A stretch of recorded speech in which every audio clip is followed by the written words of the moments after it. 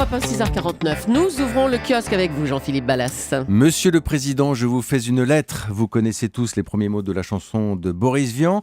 Mais dans la vraie vie, les missives envoyées à l'Élysée sont parfois nettement plus improbables. Le Parisien, aujourd'hui en France, consacre sa une au courrier reçu chaque jour par la présidence de la République. 800 lettres en moyenne, du faire-part de naissance jusqu'à la mise en garde contre une invasion extraterrestre. Et faire part de naissance, on envoie au président. Absolument. Ah bon? C'était le président des bisous, souvenez-vous, pendant la campagne. Alors, toutes les lettres sont lues, il y a même un service spécial pour ça, il y a plus de 70 personnes, elles sont classées selon les thèmes. Le Parisien note d'ailleurs que la bannette la plus remplie est celle consacrée à l'emploi, au logement et aux impôts. Le journal publie aussi les extraits les plus inattendus, les plus drôles de ces courriers. Et comme disait mon grand-père, ça vaut son pesant de cacahuètes. Celle-ci par exemple. Monsieur le Président, mon chef me regarde bizarrement depuis quelques jours. Je sens que je vais être viré.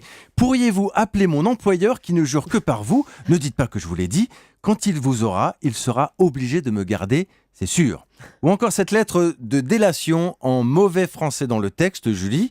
Monsieur le Président de la République, je m'inquiète pour mon voisin. Il a acheté une voiture de sport que je ne sais pas ce qu'il vend pour mettre l'essence tellement qu'elle consomme. Oui. En plus, il ne travaille pas et c'est là que je me pose la question.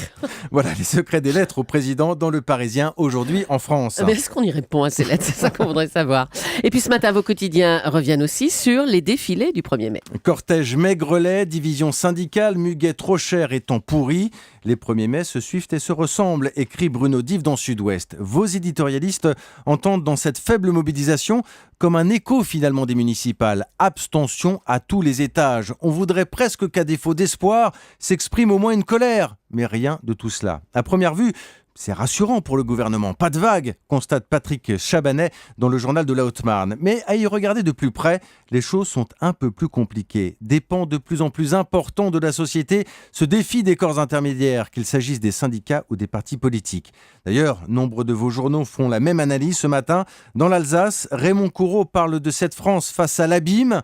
Le temps des manifestations monstres est révolu. Ce 1er mai confirme ce que les urnes révèlent, scrutin après scrutin, la crise de confiance qui existe entre les Français et ceux qui devraient les représenter.